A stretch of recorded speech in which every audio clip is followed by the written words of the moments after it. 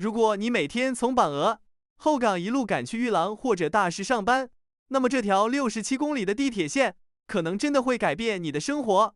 因为对很多新加坡打工人来说，最贵的从来不是车票，而是每天被转车、等车和堵在路上的时间。有些路线一趟就要转3次，单程80分钟起步，早晚高峰再碰上东西线、南北线的人潮，光是想想都累。现在，新加坡给出的答案很直接，不只是多开几班巴士，而是直接在地下拉出一条67公里的超级动脉。2026年7月31日，交通部长萧京敏在新加坡铁路测试中心正式公布跨岛线第3期路线。第3期在增加约10公里后，跨岛线全长将达到约67公里，超过环线和滨海市区线，成为新加坡历史上最长的全地下地铁线。全线共26座车站，其中11座是换乘站，换乘比例超过40%。第3期新增4座地下车站，从玉郎湖区继续向西，穿过玉郎工业腹地，一路延伸到玉郎圈。其中 CR21 接驳玉郎区域线， CR23 接驳东西线。问题也就来了，一条67公里全地下还要深入工业区的地铁线，背后意味着巨大的建设成本。前2期已经在推进，为什么政府还要把第3期继续往西推？他真正想解决的究竟只是通勤问题，还是整个新加坡未来的产业布局？先说最直接的一层，跨岛线第3期不是为了地图看起来更完整，而是要把西部工业区真正接近全国轨道网。过去很多年，玉郎工业区、Jalan Buruh、Benoa、玉郎圈，甚至通往玉郎岛的大片就业区，主要还是靠地面接驳巴士、企业厂车，还有一段一段拼出来的通勤路线。只要高峰期堵一次，工人的时间就被吞掉。工程师也一样，住在东北，工作在西部，通勤成本高到足以影响你接不接受一份工作。第3期最关键的点，就是把这种长期被忽视的出行痛点，直接变成轨道直达。像 CR21 这一站，未来会成为通往玉郎岛的重要轨道门户。你可以把它理解成石化基地和周边工业区第一次有了真正像样的大容量公共交通入口。再往西看，它连的不是普通工业地，而是大士港和玉郎创新区。大士超级深水港未来会是全球最大的单体自动化集装箱码头之一，玉郎创新区则是先进制造和研发集群。你要让这些地方持续吸引人才，交通不能靠厂车补丁。官方给过很直观的数据，从新明去玉郎码头，通勤时间可从现在大约80分钟降到30分钟，直接省50分钟。从后港去西部工业区，也能少掉30到40分钟。这不是小优化，这是把很多人的工作半径重新改写了。第2层原因是这条线本身的工程逻辑。很多人会问，为什么一定要全地下？西部不是还有空间吗？答案很现实，新加坡地面空间太贵，尤其当一条线要穿过成熟建成区、工业区、道路走廊和未来开发地块时，高架线路会直接吃掉容积率，也会把长期噪音留给沿线社区。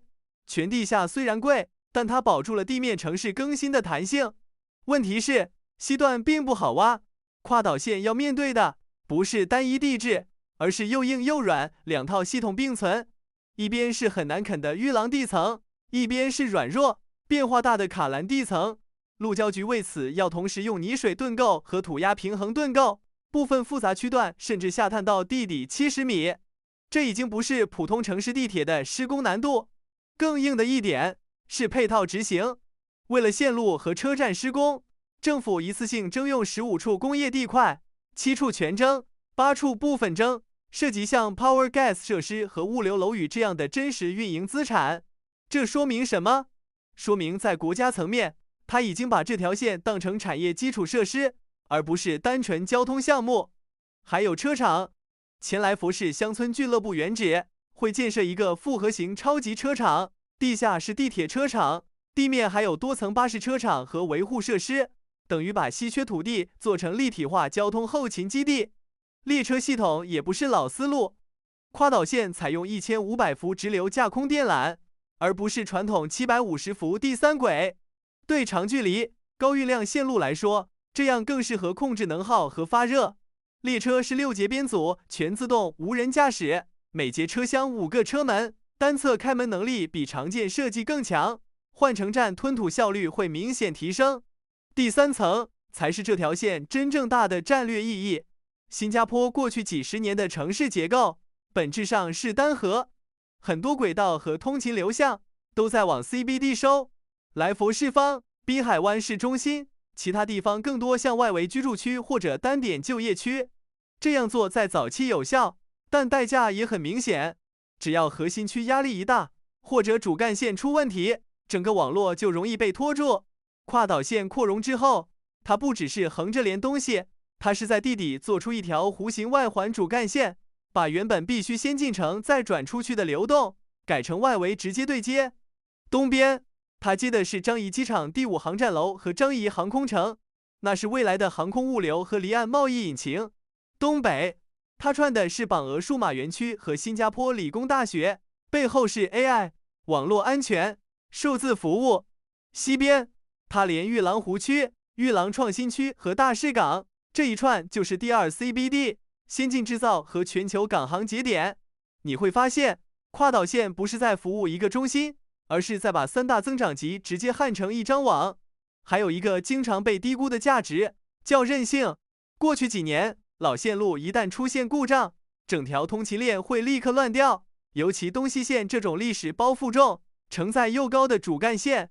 跨导线全线有11座换乘站，等于给全岛轨道网埋了一条超级绕行通道。未来哪怕南北线或者东西线某一段受影响，乘客也有机会通过跨导线重新分流。这种冗余不只是方便，而是城市在高密度状态下能不能继续正常运转的保险。那谁会是最大赢家？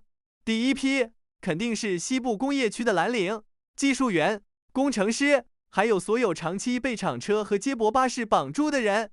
对他们来说，这不是多一个站，而是第一次有了稳定、可预期、体面的通勤方式。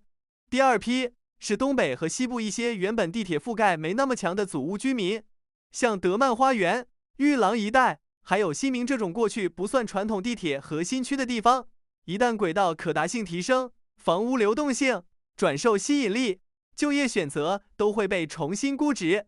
第三批是企业，你在大士、玉郎招人，不再只能盯附近居民，也不用长期补贴大规模专线厂车，全岛人才池被真正打开了。再往上看，是财政逻辑。现在全球通胀高，建材和人工都贵，为什么政府还坚持扩容？因为它不是按3-5年回本来算，而是按几十年的国家资产来算。新加坡已经通过重大建设融资框架，用长期政府债券去匹配这种寿命很长、收益跨代的基础设施。说白了，就是把今天的大额资本开支摊到未来真正使用这条线的几代人身上。等到全线成熟运营，日客流量上看120万人次，不是没有可能。所以跨岛线扩到67公里，不只是多挖10公里隧道，多盖4个站，它真正做的是把新加坡从一个高度依赖单核心通勤的城市，往多中心、强连接、可绕行的结构上推了一大步。它连的是东西两端的产业命脉，也是在为未来600万以上人口规模和经济转型提前买股价。如果你只把它看成一条新地铁线，就低估它了。我更想听你怎么看。你觉得跨岛线全线成型之后，玉郎湖区这个第2 CBD 真的有机会追上来佛士坊吗？如果你住在东北部，未来每天能省下40分钟，你会不会考虑去大市的高科技企业或者港口工作？你如果想继续看新加坡基建、政策和城市规划的深拆，这个频道可以先订阅起来。我是阿明，我们下期见。